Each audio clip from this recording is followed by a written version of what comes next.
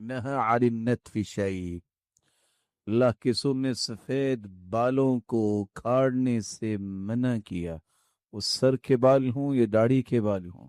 बल्कि आप सल्लल्लाहु अलैहि वसल्लम ने फरमाया, इन्नल यहूद वन नसारा ला यस्बिगून फखालिफूहुम, यहूदी और ईसाई अपने बालों को रंग नहीं करते, तुम इनकी मुखालिफत करो। रसूल अकरम सल्लल्लाहु अलैहि वसल्लम ने यह भी फरमाया, मा मिन रजुलिन यशीबु फिल इस्लामी शैबा, जिसके बाल इस्लाम की हालत में सफेद हो जाए, इल्ला कानत बिकुल्ली शैबतिन, हर बाल के बदले उसका गुनाह भी मुआफ, दर्जा भी बुलंद, नेकी भी लिखी जाएगी, और हर बार के बदले उसे क़यामत को रोशनी नसीब होगी। रसूलुल्लाह सल्लल्लाहु अलैहि वसल्लम ने यहाँ हुक्म दिया, इन्नल यहूद वन नसारा ला यस्बिगून फखालिफूहुम, तुम मुखालिफत करो यहूदियों और ईसाइयों की, वो रंग नहीं करते, तुम रंग कर सकते हो। बल्कि दूसरी रिवायत में आता है, हम्मिरू वसफ्फिरू, जर्द रंग और सुर्ख रंग कर सकते हो। आप सल्लल्लाहु अलैहि वसल्लम ने सिर्फ मना किया, वजन्निबूहु सवाद, स्याह रंग से अपने आप को बचाओ। रसूलुल्लाह सल्लल्लाहु अलैहि वसल्लम ने एक 14वें अमल की तरफ भी इशारा किया, खालिफुल यहूद, खालिफुल नसारा, खालिफुल मजूस, खालिफुल मुशरिकीन, यहूदियों की मुखालिफत करो, ईसाइयों की मुखालिफत करो, मजूसियों की मुखालिफत करो और मुशरिकों की मुखालिफत करो। कैसे मुखालिफत होगी? फअफुल लिहा, दाढ़ियों को मुआफ कर दो, वहफुश शवारिब, और अपनी मूंछों को कटवाओ। बल्कि रसूलुल्लाह सल्लल्लाहु अलैहि वसल्लम ने फरमाया, जब उनसे कहा गया, इन अहलल किताब यकुस्सून अनानीनहुम व युवफ्फिरून सिबालहुम, अहले किताब क्या करते हैं? अपनी मूंछों को बढ़ाते हैं और अपनी दाढ़ियों को कटवाते हैं। फरमाया, वफ्फिरू अनानीनकुम वकुस्सू सिबालकुम, तुम दाढ़ियों को बढ़ाओ और मूंछों को, दाढ़ी को मुआफ करो, वफ्फिरुल लिहा, दाढ़ियों के बालों को, लिहा, और अपने दाढ़ी के बालों को लटकाओ। आप सल्लल्लाहु अलैहि वसल्लम ने यहाँ भी इन 4 किस्म के लोगों की मुखालिफत का हुक्म दिया, लिअन्नहुम ला युअफून अल-लिहा, क्योंकि ये लोग यहूदी और ईसाई और मजूसी और मुशरिक दाढ़ियों को मुआफ नहीं करते, तो मुआफ किया करो। आप सल्लल्लाहु अलैहि वसल्लम के सहाबी अबू बकर मिंबर पर चढ़े और रोने लग गए और फिर कहते हैं, मैंने अल्लाह के रसूल को देखा, वो भी मिंबर पर चढ़े और रोने लग गए और फरमाया, इस्अलुल्लाह अल-अफ़्व वल-आफ़िया, लोगों अल्लाह से आफियत का सवाल किया करो। फ़इन्न अहदन लम युअता बअदल यकीन खैरन मिनल आफिया, ईमान और यकीन के बाद आफियत से बढ़ के कोई नेमत नहीं है। रसूल अकरम सल्लल्लाहु अलैहि वसल्लम ने इसलिए फरमाया, मन अस्बह मिनकुम आमिनन फी सिरबी मुआफा फी जसदी इंदहु क़ूतु यौमी फकअन्नमा हीज़त लहु दुनिया बिहज़ाफिरिहा, जिस शख्स ने सुबह की इस हालत में कि अपने घर में वो अमन से है और उसके जिस्म में अल्लाह ने आफियत रखी है, कोई बीमारी नहीं, और सिर्फ एक दिन का खाना उसके पास है, अमन है, आफियत है, एक दिन का खाना है, इस इंसान के दामन में तो अल्लाह ने पूरी दुनिया की नेमतों को जमा कर दिया। रसूल अकरम सल्लल्लाहु अलैहि वसल्लम ने देखिए कितनी अच्छी बात कह दी, जब कोई मुसलमान होता तो सबसे पहली दुआ ये सिखाई जाती कि आफियत अल्लाह से मांगो। इस्लाम के बाद अल्लाह के रसूल ये दुआ सिखाते, कहो अल्लाहुम्मा ग़फ़िरली, अल्लाह मेरे गुनाहों को माफ कर दे, वरहमनी, मुझ पे अपनी रहमत की बरखा बरसा दे, वहदिनी, और मुझे हिदायत दे दे और हिदायत पे साबित कदमी अता फरमा, वआफिनी, अल्लाह मैं मुसलमान हो गया हूँ, मुझे आफियत से नवाज दे, वरज़ुक़नी, अल्लाह मैंने दीन को कबूल कर लिया है, अब सारे रिश्तेदार छोड़े हैं, मुझे भूखा न मारना, मुझे रिज्क भी अता करना। تو اسلام قبول کرنے کے بعد جو بنیادی دعائیں سکھائی ان میں عافیت کی دعا پہلے دن ہی سکھا دیتے. اس لیے ہر مسلمان کو عافیت مانگنی چاہیے. اللہ کے رسول صلی اللہ علیہ وآلہ وسلم نے اس لیے فرمایا عافیت کی دعا تمام دعاؤں سے افضل ہے. ما من دعوت يدعو بها العبد افضل من اللهم انی اسألک المعافاة فی الدنیا والآخرہ. لوگ جتنے بھی دعائیں کرنے والے ہیں اس سے افضل کوئی دعا نہیں. کس سے افضل؟ کہ بندہ یہ کہہ دے یا اللہ دنیا اور آخرت میں مجھے عافیت سے نواز دے، یعنی دنیا میں کوئی مصیبت و وبا اور کوئی مرض اور کوئی دکھ مصیبت نہ آئے اور آخرت میں جنت کا وارث بننا. انما ينصر الله هذه الامه بضعيفها بدعوتهم وصلاتهم واخلاصهم. اللہ عز جلال کی نصرت اور مدد اس امت پہ اس وقت نازل ہوگی جب تین کام امت کے لوگ کریں گے، بدعوتهم وصلاتهم واخلاصهم. ان کے اندر اخلاص آ جائے گا، وہ نماز کے پابند بن جائیں گے اور ایک دوسرے کو دعوت بھی دیں گے اور ایک دوسرے کے لیے دعائیں بھی کریں گے. اصلحوا یصلح لکم، تم معاف کرو کسی کو، اللہ اس کے بدلے میں تمہیں معاف کرے گا. رسول اکرم صلی اللہ علیہ وآلہ وسلم نے یہ صحابہ کو نظام سمجھایا تھا. آپ نے سنا ہوگا نام سعد رضی اللہ تعالیٰ عنہ کا، سنا نا؟ جب ان کی اللہ نے قسمت کو خوبصورت بنایا نا، 30 سال تقریباً ان کی عمر تھی جب یہ مسلمان ہوئے، اور جب یہ فوت ہوئے ہیں تو ان کی عمر صرف 36 سال کے قریب تھی. تو اسلام کی حالت میں کتنے سال گزارے؟ 6 سال. اللہ عز جلال نے دنیا میں چلتے چلتے جنت کی بشارت دے دی کہ یہ جنتی ہے. جب اس کی روح کو قبض کیا گیا لوگ اعلان کرتے ہیں فلاں فوت ہو گیا، لیکن اس صحابی کی وفات کی خبر دینے کے لیے اللہ نے جبریل کو بھیجوایا کہ اللہ عز جلال نے فرمایا کہ اس میرے بندے کی روح کے استقبال کریے. اهتز عرش الرحمن لموت سعد بن معاذ، اللہ کا عرش جھوم اٹھا ہے.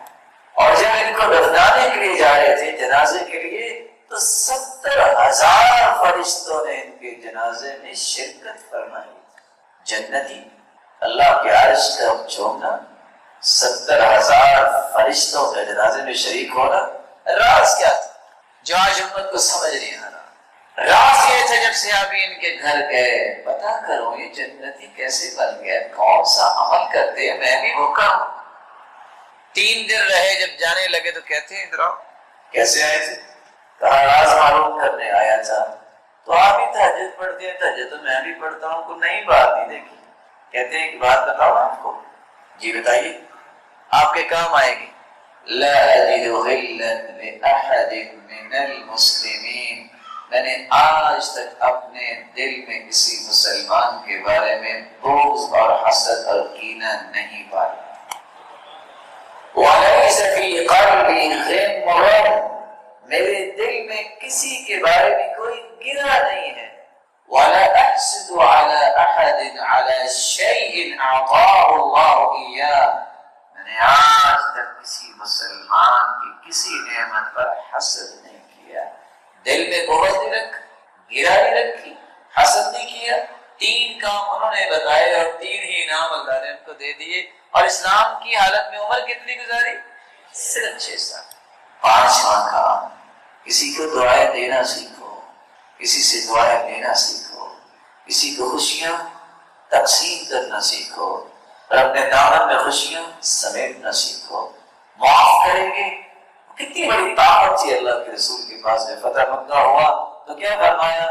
اذهبوا انتم الطلقاء، جاؤ میں نے سب کو معاف کر دیا. یہ ہے عظمت، یہ ہے بلندی، یہ ہے رفعت، یہ ہے سعت صدر، یہ ہے کھلا سینہ جس سے انسان کی پرواز میں کوتاہی نہیں آتی. دعا کرنا سیکھو. اللہ کے رسول کا فرمان ہے دعوت المرء المسلم بظاہر الغیب مستجابہ، عند رأسه ملک موکل به یقول آمین ولک بمثل. جب بندہ کسی کے لیے دعا کرتا ہے اللہ اس کی دعا کو قبول فرماتے ہیں. فوراً ایک فرشتہ پاس آ جاتا ہے، وہ آ کے کہتا ہے آمین یا اللہ یہ تیرا بندہ اپنے بھائی کے لیے دعا کر رہا ہے، میں بھی آمین کہتا ہوں، اس کی قبول فرما لے، وَلَكَ بِمِثْلِ، اور ساتھ یہ کہتا ہے اللہ میں یہی دعا اس کے لیے کرتا ہوں تو وہ بھی قبول فرما لے۔ میں جب کسی کے لیے دعا کرتا ہوں تو میرے لیے اللہ کا فرشتہ دعا کرتا ہے۔ اللہ عز و جلال مجھے اور آپ کو توفیق سے نوازے۔ ایک چھوٹی سی دعا اللہ کے رسول صلی اللہ علیہ وسلم نے بیان کی ہے، اگر آپ تھکے نہیں تو میں پڑھ کے سنا دوں، میں ناراض تو نہیں نہ ہوں گے، اگر آپ غصے میں تو نہیں آئیں گے انشاءاللہ۔ ویسے بھی حدیث سے کہا تھا وہ بولا کہ جنت، غصہ چھوڑ دو جنت کی بشارت مل جاتی ہے۔ رسول اللہ صلی اللہ علیہ وآلہ وسلم نے فرمایا من استغفر للمؤمنین والمؤمنات كان له بكل مؤمن ومؤمنة حسنة، جو شخص دعا کرتا ہے مومن مردوں کے لیے یا عورتوں کے لیے، دعا کیا ہے؟ من استغفر، جو استغفار طلب کرتا ہے یعنی مغفرت طلب کرتا ہے، کیا کہتا ہے؟ اللہم اغفر للمؤمنین والمؤمنات، کتنے لفظ دہرا سکتے ہیں؟ میں پھر پڑھ دیتا ہوں، اللہم اغفر للمؤمنین والمؤمنات، یا اللہ معاف کر دے مومن مردوں کو اور مومنہ عورتوں کو۔ کتنے کلمات ہیں؟ اگر ادا کرے تو کتنا وقت لگتا ہے؟ 5 سے 6 سیکنڈ۔ حدیث میں آتا ہے جو یہ دعا کرتا ہے آدم سے لے کے قیامت تک آنے والے جتنے مومن مرد اور عورتیں ہوں گی اتنی تعداد میں اللہ اس کے نام اعمال میں نیکیاں لکھوا دیتے ہیں۔ میری بھی دعا ہے کہ اللہ جتنے بیٹھے ہیں اور سننے والے ہیں سب کو ایمان کی خوبصورت کیفیت عطا فرما۔ مولا کریم جو صاحب اولاد ہیں جن کی اولاد کو نیک بنا، دست بازو بنا، آنکھوں کی ٹھنڈک بنا، صدقہ جاریہ بنا۔ جو بیمار ہیں اللہ ان کی بیماری کو شفاؤں میں بدل دے، کسی مصیبت میں اللہ ان کی مصیبت کو خوشیاں بنا دے، جو کسی تنگی میں اللہ اس کو آسانیاں عطا فرما۔ الہ العالمین جو بے اولاد ہے ان کی جوڑیوں کو بھی بارونق بنا، جو مقروض ہے ان کی غیبی خزانوں سے مدد فرما۔ الہ العالمین جو بے روزگار ہیں تم کو تمکن بنا، جو مال والے ہیں ان کے مال میں برکت فرما، جو فتنوں اور آزمائشوں اور شریروں کی شرارت اور حاسدوں کی حسد سے بچا۔ جس طرح تیرے گھر میں جمع ہے اے اللہ ہم سب کو جنت الفردوس میں اپنے محبوب کے ساتھ جمع فرما۔ اے اللہ جن میرے محترم اور مکرم بھائیوں نے یہ دین کی بات سننے سنانے کے لیے تیرے گھر کو آباد کیا ہے، اللہ تو ان کے گھروں کو دنیا میں بھی آباد فرما اور جنت میں بھی آباد فرما۔ اور ہم سب عبداللہ ابن ابی اوفا رضی اللہ تعالی عنہ سے مروی ہے، قال رسول اللہ صلی اللہ علیہ وسلم، رسول اللہ صلی اللہ علیہ وسلم نے فرمایا من كانت له حاجة الى اللہ او الى احد من بنی آدم، اگر کسی شخص کو کوئی حاجت ہو اللہ کی طرف کہ میں نے آج اللہ سے یہ لینا ہے، مانگنا ہے، یہ ضرورت ہے میری، ایک ضرورت، سینکڑوں ضرورتیں ہیں منتشر، کسی کو بٹھا کے لسٹ بنوائے، لسٹیں ختم ہو جائیں گی، خواہشیں ختم نہیں ہوں گی، لیکن اگر سب کو پورا کروانا چاہو اللہ سے یا اللہ کے کسی بندے سے، فَلْيَتَوَضَّأْ، وضو کیجیے، فَلْيُحْسِنِ الْوُضُوءَ، وضو کو خوبصورت بنائیے، ثُمَّ لِيُصَلِّ رَكْعَتَيْن، پھر 2 رکعتیں پڑھیے، ثُمَّ لِيُثْنِ عَلَى اللَّهِ، پھر اللہ کی تعریف کیجیے، وَلِيُصَلِّ عَلَى النَّبِيِّ، اور رسول اللہ صلی اللہ علیہ وسلم پر درود پڑھے، ثُمَّ لِيَقُلْ، پھر یہ کلمات کہے، لا الہ الا اللہ الحلیم الکریم سبحان اللہ رب العرش العظیم الحمد للہ رب العالمین اسألک موجبات رحمتک وعزائم مغفرتک والغنیمة من كل بر والسلامة من كل إثم لا تدع لي ذنبا إلا غفرته ولا هما إلا فرجته ولا حاجة هي لك رضا إلا قضيتها یا ارحم الراحمین۔ جامع ترمذی کی یہ روایت ہے اور ابن ماجہ کی روایت کی الفاظ بھی ہیں، ثم يسأل من امر الدنيا والآخرة ما شاء فإنه يقدر۔ دنیا کی کوئی چیز مانگے، آخرت کی کوئی چیز مانگے، ما شاء، خوش ہو جائے، اللہ تعالیٰ فوراً اسے عطا۔ ابراہیم علیہ السلام کا یقین دیکھیے، لوگ آگ اس قدر جلا رہے ہیں اور خواہش اور تمنا کیا ہے ان لوگوں کی، قالوا حرقوا وانصروا آلہتکم، ایک علاج ہے کہ اس کو جلا دو۔ ابراہیم علیہ السلام کو راکھ بنانے کے لیے اس قدر آگ جلائی گئی، لو طار علیہا طائر سقط مشویا، اتنی آگ کہ اگر کوئی پرندہ بھی اس کے اوپر سے اڑتا ہوا گزرتا تو بھنا ہوا نیچے گر جاتا، لیکن ان لوگوں نے ابراہیم علیہ السلام کو پکڑ کے نہیں پھینکا، منجنیق میں ڈال کے پھینکا، کیونکہ آگ تک تو وہ بھی نہیں پہنچ سکتے۔ اللہ ذوالجلال پہ یقین کرنے والے پیغمبر کی زبان پہ ایک ہی کلمہ تھا، رسول اللہ صلی اللہ علیہ وآلہ وسلم کس قدر خوبصورتی سے بیان کرتے ہیں، کان آخر قول ابراہیم حین القی فی النار حسبی اللہ ونعم الوکیل۔ جب انہیں پھینکا جا رہا تھا، یقین کی کیفیت دیکھیے، ابراہیم علیہ السلام کی زبان پہ آخری کلمہ یہ تھا جب انہیں پھینکا جا رہا تھا، حسبی اللہ ونعم الوکیل، مجھے میرا رب ہی کافی ہے اور وہ بہترین کارساز ہے۔ ادھر یہ کلمہ ادا ہوا، ادھر اللہ ذوالجلال کا قرآن ہمیں ایک سبق دے رہا ہے، قُلْنَا يَا نَارُ كُونِي بَرْدًا وَسَلَامًا عَلَىٰ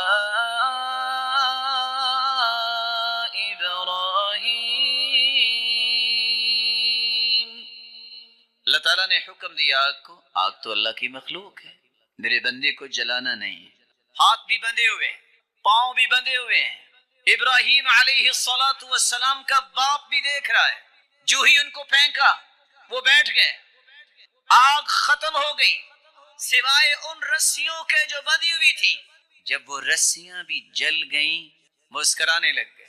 باپ دیکھ کے کہتا ہے، نعم الرب ربک یا ابراہیم، ابراہیم تیرا رب تو بہت بڑا نکلا، تجھے کچھ ہونے ہی نہیں دیا۔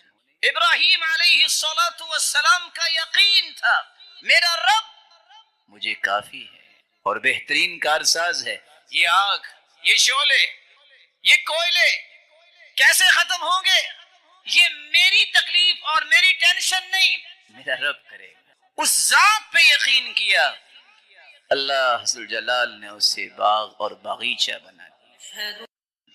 اللہ ذوالجلال ہم سب کے خالق و مالک اور رازق ہیں، اس کا بے پناہ احسان ہے جس نے ہماری رشد و ہدایت کے لیے کائنات کی سب سے اعلیٰ ہستی محمد الرسول اللہ صلی اللہ علیہ وسلم کو ہادی و مرشد بنا کے بھیجا۔ اس ہستی کی صحبت اور رفاقت جنہیں نصیب ہوئی، اللہ تعالیٰ نے ان ہستیوں کو بھی قیامت تک کی انسانیت کے لیے نمونہ بنا دیا، بلکہ ان ہستیوں کا ایمان یعنی صحابہ کرام کا ایمان قیامت تک کے مومنوں کے لیے میزان اور مقیاس بنا دیا۔ آخر وہ کیا راز تھا جس کی وجہ سے ان ہستیوں کو اتنا مقام ملا؟ کون سے اصول تھے جن کی روشنی میں رسول اللہ صلی اللہ علیہ وسلم نے ان کی تربیت کی؟ ان اصولوں میں ایک اصول میں آپ کی خدمت میں رکھنا چاہوں گا، وہ اصول یہ ہے الولاء والبراء۔ صحابہ کرام کو یہ تربیت دی گئی تھی کہ تم نے قلبی تعلق، دوستی، گہری محبت کس سے کرنی ہے، اور دل میں نفرت، بیزاری اور برات کا اظہار کس سے کرنا ہے۔ اسلام سے پہلے محبت اور دشمنی کا معیار اپنا اپنا تھا، کوئی اس کا اصول نہیں تھا۔ اس لیے محبت کوئی کرتا کہ یہ میرے خاندان کا ہے، اس لیے کوئی محبت دوسرے سے کرتا کہ میرا اس سے کوئی مقصد ہے، اس لیے کوئی عزت دیتا کسی کو کہ اس سے مجھے مفاد ملتا ہے۔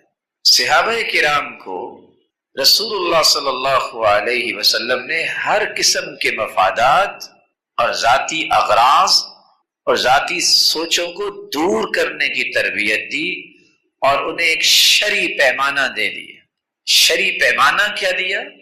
کہ تمہیں سب سے زیادہ اللہ سے محبت کرنی، انما ولیکم اللہ، پھر اس کے رسول سے محبت کرنی، ورسول، پھر صحابہ کرام اور مومنوں سے محبت کرنی، والذین آمنوا، ایمان والوں سے، اور سب سے پہلے ایمان والے تو صحابہ تھے، وہ لوگ ایمان والوں میں سے جو نماز قائم کرتے ہیں، زکوٰۃ ادا کرتے ہیں، اور رکوع کرنے والوں کے ساتھ رکوع کرتے ہیں، اور انہیں یہ بات بھی سمجھائی جو اللہ کا دشمن ہوگا، جو اس کے رسول کا دشمن ہوگا، جو صحابہ کا دشمن ہوگا، جو مومن اور موحد لوگوں کا دشمن ہوگا، اس کے بارے میں دل میں بیزاری، نفرت اور برات کا اظہار کیا جائے۔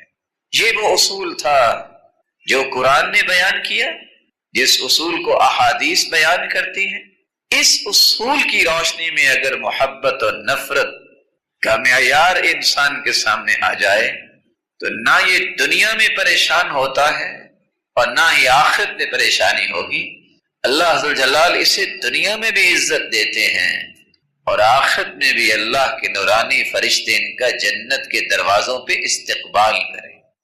آج کل کے پرفتن دور کے اندر بناوٹی دعوے ہیں، میں کس سے تعلق رکھوں گا؟ جو میرے خاندان کا ہے، میری تنظیم کا ہے، میرے محلے کا ہے، میرا پارٹنر ہے، میرے صوبے کا ہے۔ نفرت کس سے کروں گا؟ یہ میرے خاندان کا ہی نہیں ہے، یہ تو میری زبان نہیں بولتا، یہ تو میرے ضلع اور صوبے کا نہیں ہے، یہ میری تنظیم اور تحریک کا نہیں ہے۔ بھائی یہ سارے بت اللہ کے رسول نے توڑ دیے تھے۔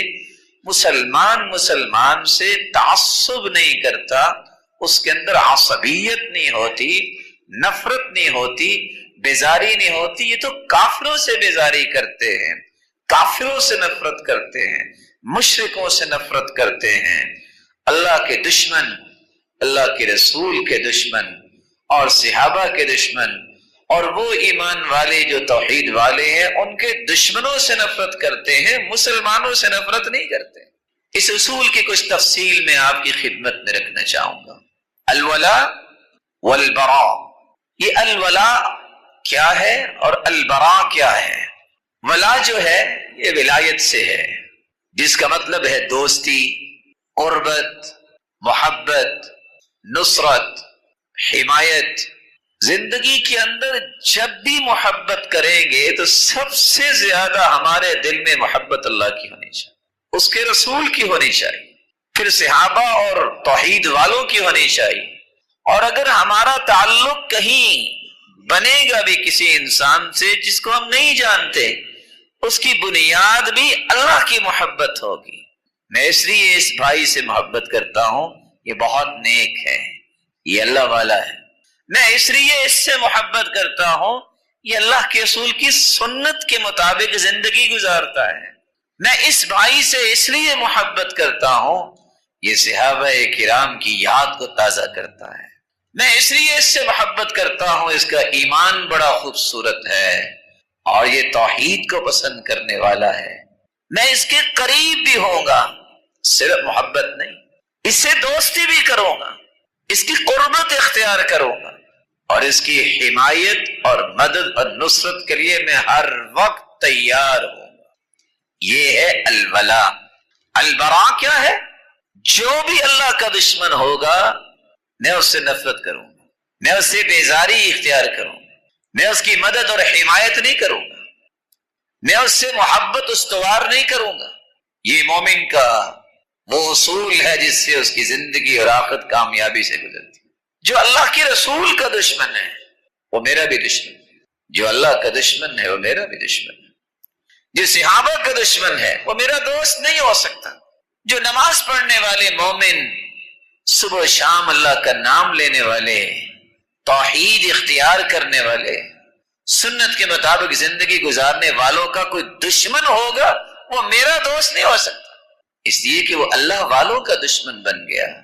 تو جو اللہ کا دشمن ہے، اس کے رسول کا دشمن ہے، صحابہ کا دشمن ہے، اور مومنوں اور توحید والوں کا دشمن ہے، ایک مومن اس سے دوستی نہیں کر سکتا، اس سے محبت نہیں کرے گا، اس کی حمایت نہیں کرتا، اس کی مدد نہیں کرتا، دل میں اس کا احترام نہیں کر سکتا، کیونکہ اس نے اللہ سے دشمنی کی ہے۔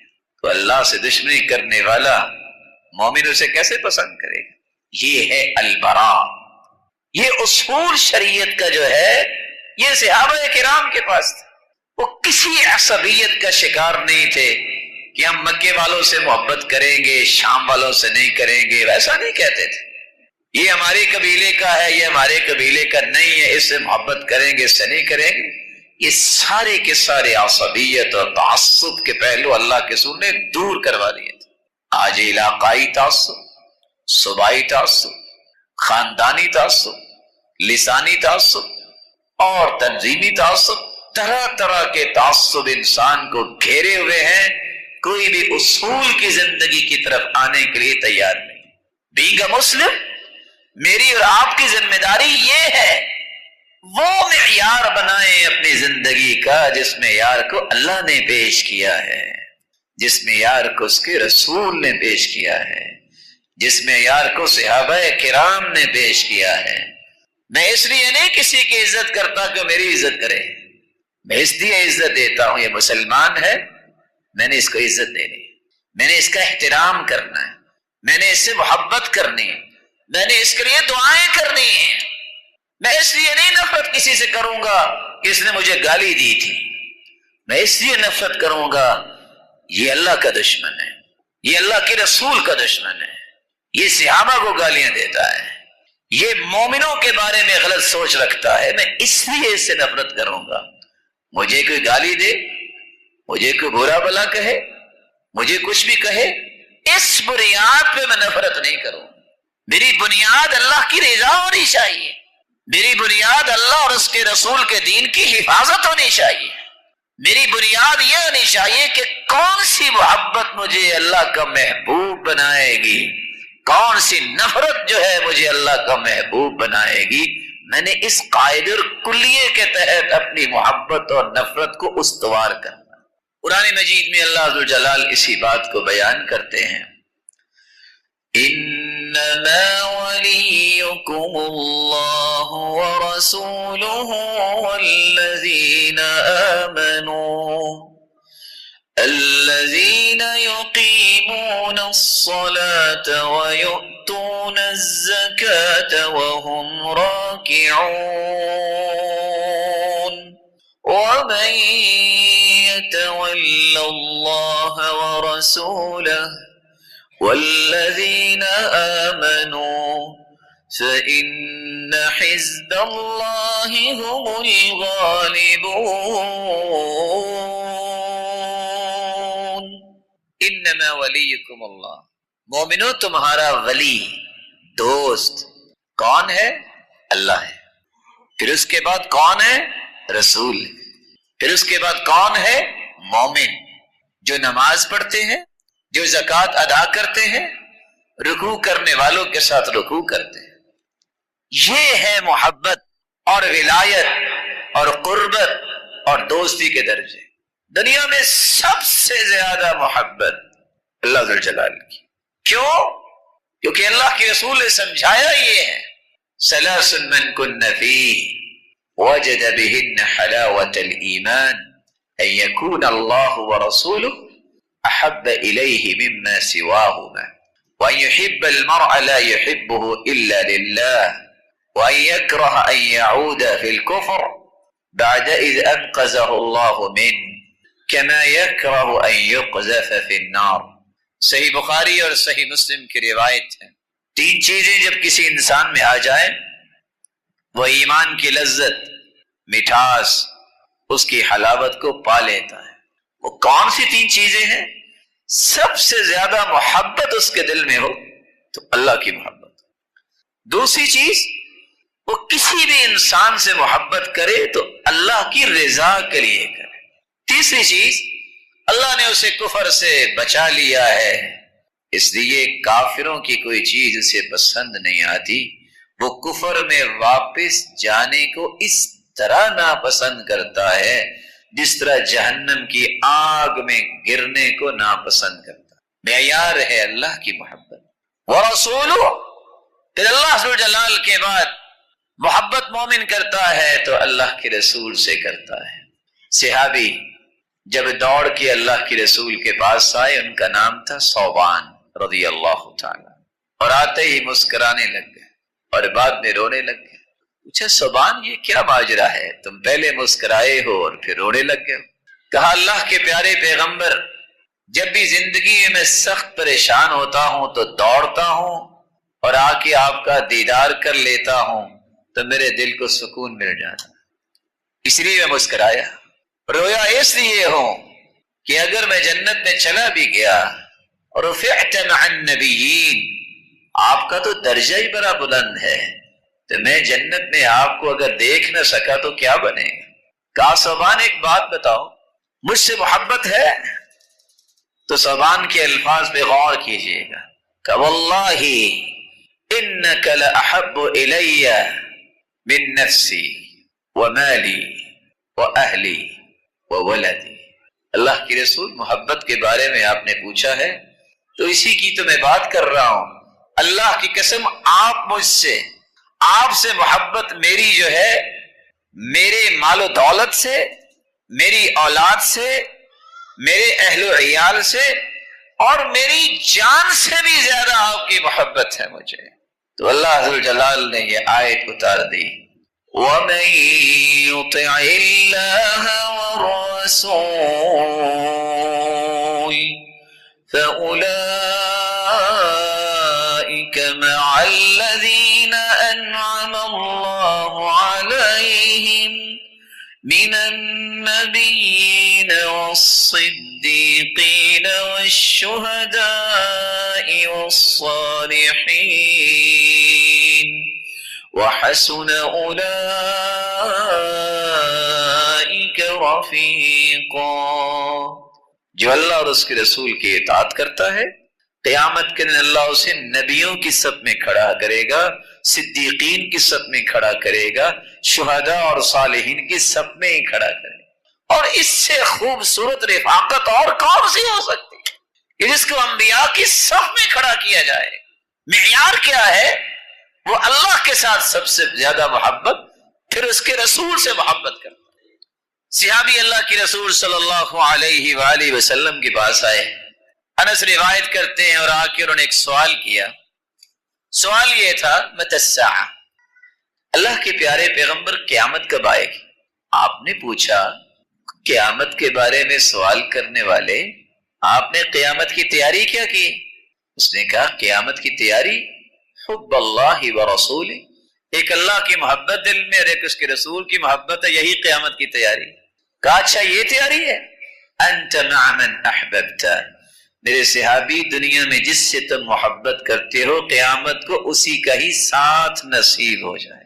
سیدنا انس فرماتے ہیں اسلام کے بعد اتنی بڑی خوشی کبھی نہیں مجھے ملی جتنی یہ حدیث سن کے ملی۔ کیوں؟ فإني أحب النبي وأبا بكر وعمر وإن لم أعمل بأعمالهم، گواہ رہنا لوگوں، میں اللہ کی رسول سے بھی محبت کرتا ہوں، ابو بکر و عمر سے بھی محبت کرتا ہوں، حالانکہ میرے ان جیسے اعمال تو نہیں، لیکن میری محبت کی وجہ سے اللہ مجھے ان ہستیوں کا ساتھ نصیب فرمائے۔ تو مومنوں کی ولا، مومنوں کی دوستی اور محبت سب سے زیادہ اللہ کے لیے، پھر رسول اللہ صلی اللہ علیہ وسلم کے لیے، پھر اس کے بعد صحابہ کرام کے لیے۔ رسول اکرم صلی اللہ علیہ وسلم نے فرمایا تھا الانصار لا يحبهم الا مؤمن ولا يبغضهم الا منافق۔